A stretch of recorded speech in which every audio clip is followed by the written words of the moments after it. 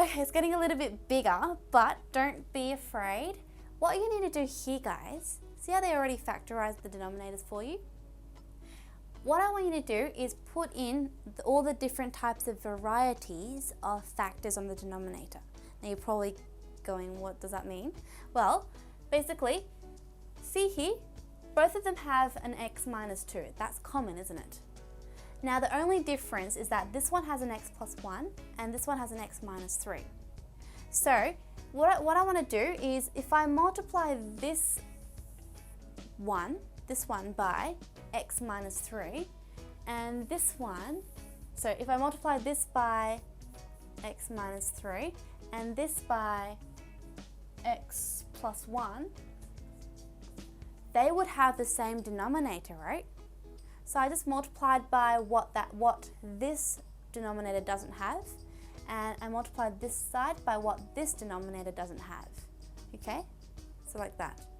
Then I would get the same denominator, wouldn't I? But make sure if I do something to the bottom, I must do the same thing on the top, just like this. So x plus 1, I have to multiply to both top and bottom. X minus 3, both top and bottom. Don't get confused here, guys. The only confusing part is that it's big. Okay, so trying to keep a very, very close attention. So now, we'll have 7 times x plus 1, which is 7x, plus 7 times 1, which is 7.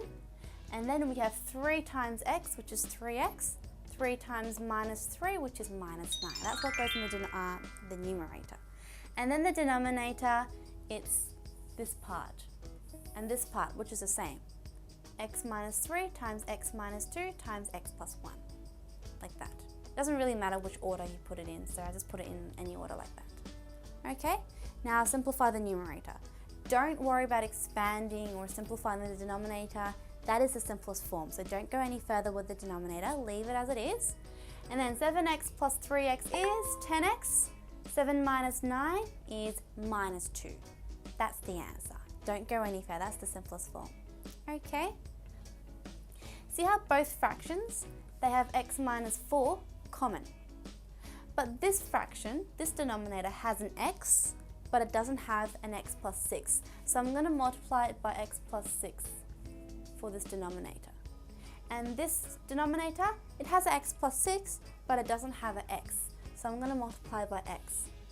But you know that I can't just do that. I have to do the same thing on the numerators, don't I? So I'm going to multiply this fraction by x plus 6 on both top and bottom, and this fraction by x on both top and bottom. So whatever each other doesn't have, you multiply by it. So now, 1 times x is x, 1 times 6 is 6, and then 1 times negative x is negative x. Always follow the signs in front. And then the denominator is x times x plus 6 times x minus 4. Or you can put it like this, whatever order, doesn't really matter. So now x minus x, what's that?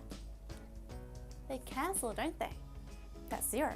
So we just have 6 over that big denominator. I just don't want to repeat it again and again. Okay,